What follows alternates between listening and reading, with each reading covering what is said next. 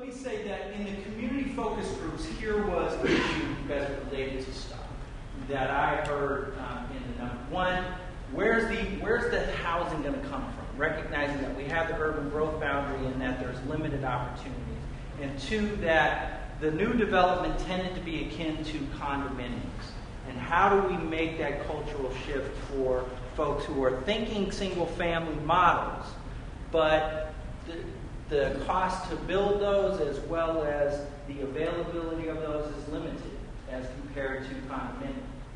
And so I think within the African American community there was really a lot of talk in that focus group among the folks, and they spent quite a bit of time saying, how do we get people to shift that this is the opportunity that people may need to look at, and what happens if you have children, and how are the amenities going to be there to be able to support them? I'm a senior manager in the housing department, and the neighborhood housing program's focus is trying to figure out how to increase homeownership opportunities and to sustain homeownership opportunities in the city of Portland.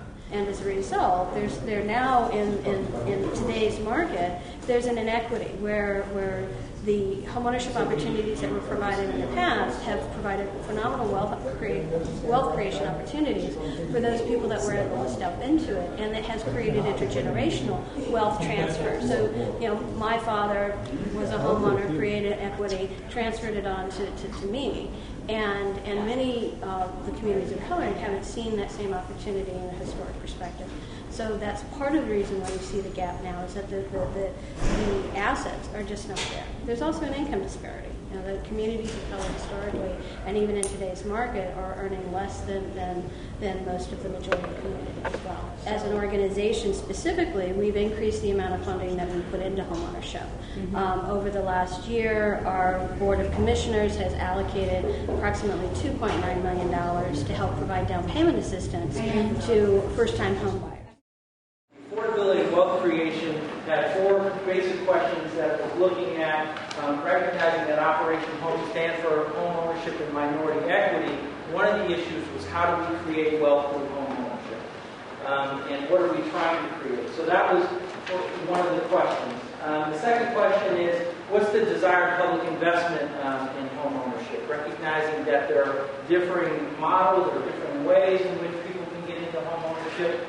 Is there a goal to try and maximize individual wealth, or are we trying to ensure long-term affordability?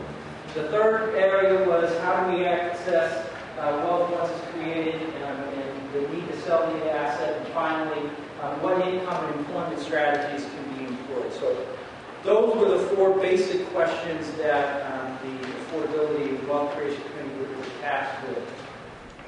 Well, I think the challenge that we have is that so many things have changed since when we started, and the whole housing market has changed, and we've seen the problems associated with subprime lending, which, by the way, Bank of America does not do subprime lending. So we've had those issues that we've had to deal with, and it's changed. Really, it's been kind of seismic changes in the industry since we started this and with the housing market. But putting all that aside, there's still some fundamental things that can happen and need to happen if we're going to increase home ownership in communities of color. And that is connections between and among lenders and between community-based organizations. We need people that have never thought about going to a bank for a loan to come in and talk to us, and we can talk to them about what we can do for them. We can talk about what it takes. And working with community-based organizations, we can together help people learn about what they need to do to get in a position to buy a home. The lending criteria now include having some down payment, although down payments can still be gifted, and if you have the FHA loan, which generally requires 3% down, and some of that 3% down can be gifted. So if you're talking about a home that was, say $250,000 home, that would require a down payment of about $7,500, and some of that $7,500 can be gifted either through a city program, state program, some of those programs. There's some state programs and city programs that can lower interest rates below traditional market rate interest rates. So all of a sudden, something that seemed maybe completely out of reach isn't quite so far out of reach for a lot of people. And then when you start looking at what the monthly payment's going to be, it could be as good or maybe even better than what they're paying as rent. I think the key things are outreach, connection with the community, connecting with responsible lenders, and really letting people know that they do have an opportunity to buy a home.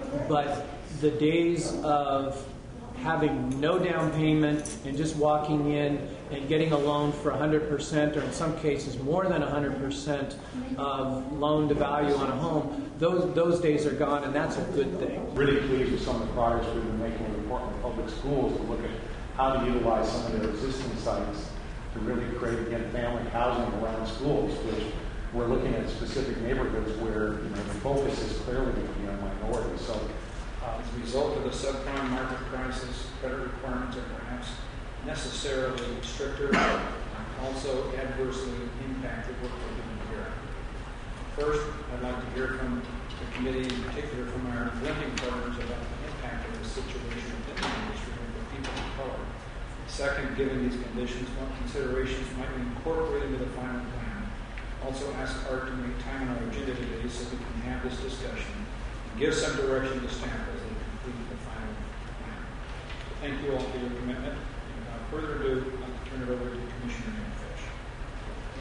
As your new housing commissioner, I am of course charged with leading the effort on a very ambitious agenda to end homelessness, to achieve economic opportunity for low-income people, and to move forward on our home ownership campaign. It has been the clear instruction that I've received from my colleagues on council to develop a sustainability strategy for all of our housing work at BHCD, despite declining general fund revenues, in the face of declining general fund resources, and obviously at a time of enormous challenges in the macro picture on housing. It's my intention to advocate aggressively for additional resources at the state and federal level. And in that regard, I'll be going to Washington, D.C. at the end of the month to spend 4 days. And part of my schedule will be going to the Hill to meet with not only our delegation, but with the person who brought me into politics as a younger man, who's Congressman Barney Frank, who is working on several pieces of legislation that could have an enormous upside for the state and for our city. I think I've come into a time of leadership at the Bureau of really unprecedented challenges and opportunities when you think about it.